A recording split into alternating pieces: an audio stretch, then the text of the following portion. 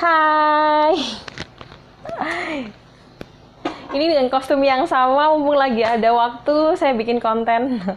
Assalamualaikum warahmatullahi wabarakatuh. Oke, saya mau melanjutkan konten saya mengenai koperasi syariah juga, tapi kali ini saya mau bahas soal Baitul Mal wa Tanwil. Jadi Baitul Mal wa Tanwil, Baitul Mal wa Tanwil, rumah, mal dan tanwil. Jadi sebenarnya Baitul Mal wa Tanwil itu apaan sih? Makanan apa sih kok disebut-sebut itu BMT? Jadi BMT ini sebenarnya inisiatifnya para ahli, jadi orang-orang terdahulu di Indonesia juga yang yang ingin mengcombine Baitul Malnya di era sahabat waktu itu. Tapi kan Baitul Malnya waktu itu semi kayak ngurus pajak juga, fiskal gitu ya, tapi kita enggak. Jadi yang dimaksud dengan BMT yang ada di Indonesia ini lebih kepada jenis salah satu lembaga keuangan mikro juga ya, mirip sih. Jadi dia memberikan layanan kepada masyarakat dalam bentuk mal dan tanwil. Nah, tanwil ya, malnya itu dari dia bisa menghimpun zakat, infak, sodako, wakaf kayak gitu, kemudian disalurkan lagi juga ke masyarakat atau diputar lagi ke dalam entitas bisnis. Kemudian tanwilnya itu lebih ke entitas bisnisnya tadi. Nah, BMT sendiri itu terserah mau ngambil badan hukum apa atau badan usaha apa. Misalnya dia bisa berbentuk PT ataupun dia juga bisa berbentuk koperasi. Tapi mostly karena koperasi itu lebih murah dibandingkan PT, banyak orang yang mengambil badan hukum PT untuk membesarkan sebuah BMT. Oleh karena itu seperti koperasi kami sendiri itu kan namanya Koperasi BMT Mandiri Ukhuwah Persada Jawa Timur. Jadi ada koperasinya di depan sebagai badan hukum. Nah, BMT-nya tetap kita pengen tonjolin bahwa kita pengen juga nih menghimpun malnya dan menyalurkan malnya, mengelola mal gitu selain tanwil.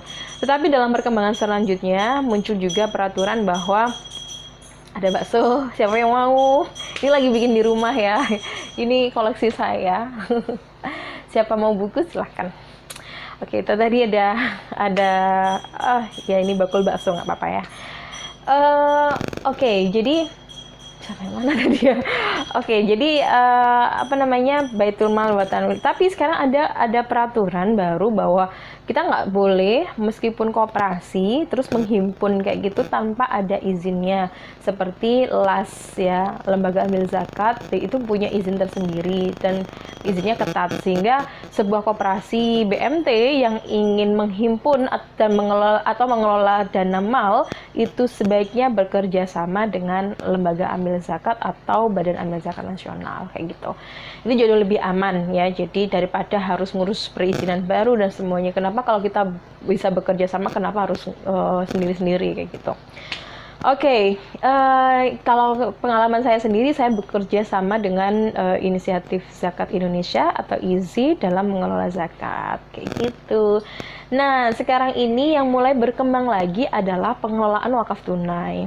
Wakaf tunai ini sebenarnya menjadi salah satu bentuk permodalan dari sebuah koperasi BMT, bahwa itu kan dana abadi ya, jadi dana abadi kemudian kita bisa kelola itu sampai kapanpun dan nilainya nggak boleh berkurang, sehingga kalau kita sebuah koperasi BMT mengelola wakaf, dia harus punya sertifikasi nazir. Nah, kali ini kalau nazir itu koperasi sendiri itu bisa mendaftar ke Badan Wakaf Indonesia untuk menjadi seorang nazir kayak gitu. Alhamdulillah BMT Muda sudah menjadi seorang nazir. Jadi kalau kalian mau wakaf tunai silakan ke BMT Muda. Lalu buat apa sih wakaf tunainya? Buat modal guys, dan modal itu murah meriah. Ini tantangan dari koperasi BMT yang ada di Indonesia. Kebanyakan itu kan didirikan oleh kita-kita. Contohnya ya, saya kan kehidupannya seorang dosen ya, hartanya adalah buku. Ya enggak sih, maksudnya ya banyak buku. Jadi harta secara materi yang duit yang banyak itu mungkin kurang kami ya, sehingga mau tidak mau kami tetap bekerja sama dengan perbankan ya syariah tentunya ya, kemudian atau entitas lembaga lain yang juga memberikan dana ke kita. Tetapi itu kan bisa dikatakan ya, katakanlah kulaannya harga beli di perbankannya itu 0,7%, setara 0,7%. Berarti kan kita nggak bisa jual di bawah itu kan kalau ke anggota kita. Itulah kenapa koperasi BMT itu rata-rata mahal. Apalagi kalau di daerah bahkan ada yang 3%, setara 3% kayak gitu. Atau ada yang 5%. Enggak lah. Ya mudah-mudahan enggak ya. Ya itu sih. Terus mahal enggaknya di koperasi yang berbasis syariah itu sebenarnya nggak masalah kok guys. Kalian bisa beli HP harga 2 juta, kemudian kalian jual dengan harga 4 juta. Bisa kalau memang effort kalian untuk membawa itu sampai ke customer itu memang mahal. Misalnya biaya transportasinya mahal. Jadi ada alasan gitu loh. Terus di BMT sendiri kalian nggak boleh mengenakan denda ya. Jadi kita dari awal memang nggak kena denda, cuman kita sarankan kepada anggota bahwa kalau kalian misalnya bayarnya terlambat atau apa, kita sediakan di kontak infak, ayo kita bersedekah kayak gitu biar usahanya lancar, rezekinya dipanjangkan sehingga kalian bisa bayarnya secara rutin kayak gitu. Itu tipsnya. Oke, kemudian tadi kan kita udah mengelola wakaf tunai tuh. Kemudian wakaf tunainya untuk apa? Kadang kita kelola untuk anggota yang usahanya udah settle. Jadi kan kita mengelola wakaf tunai itu ke usaha yang resikonya relatif lebih rendah. Kemudian hasilnya kita masukkan, kita bagi dua. Satu, kita tambahkan lagi ke akumulasi wakaf tunai. Dan yang kedua, kita berikan kepada keuntungan koperasi untuk digunakan sebagai biaya operasional. Kayak gitu. Jadi koperasi syariah itu bukan hanya semata-mata untuk mengejar profit guys, jadi harus balance di antara dua. Jadi yaitu harus sustain secara keuangannya, jadi tetap harus bertahan, nggak boleh rugi. Yang kedua adalah dia harus memberikan outreach atau bisa menjangkau masyarakat miskin sehingga masyarakat miskin bisa lebih berdaya kayak gitu. Itu teorinya. Tapi faktanya tahu nggak sih? Kalian tahu nggak sih? Usaha mikro, bayangkan usaha mikro seperti tadi jualan bakso keliling misalnya, ding ding ding ding, atau apa misalnya jualan apa, atau petani yang baru atau apa, itu resikonya sangat tinggi guys. Resikonya sangat tinggi. Jadi kalau kalian hanya mengandalkan dari mereka, BMT kalian atau koperasi syariah kalian itu nggak akan profit, jadi rugi terus gitu. Itu menjadi dilematis atau trade off bagi sebuah koperasi syariah atau bagi BMT. Apakah saya akan mempertahankan sustainability atau keberlangsungan secara finansial, atau saya memberikan kemanfaatan?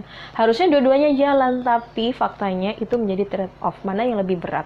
Kalau bisa dua-duanya itu hebat banget gitu.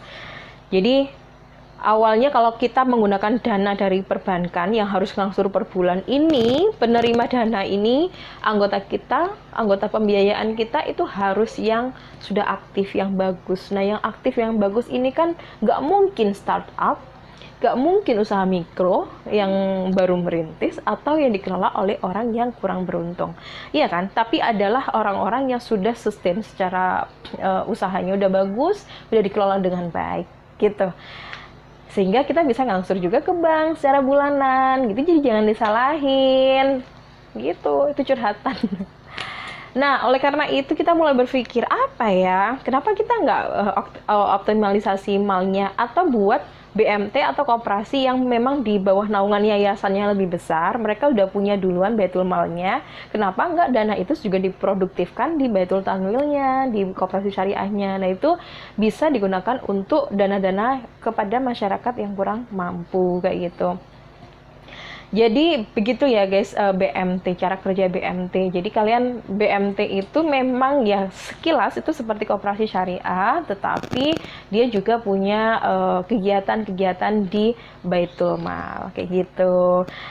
Oke, mudah-mudahan video ini bermanfaat. Mungkin kalau kalian pengen tanya-tanya atau apa, bisa DM IG saya. Dan tentunya jangan lupa subscribe channel saya, biar saya juga lebih bersemangat untuk membuat channel-channel mengenai edukasi lagi. Thank you. Bye. Assalamualaikum warahmatullahi wabarakatuh.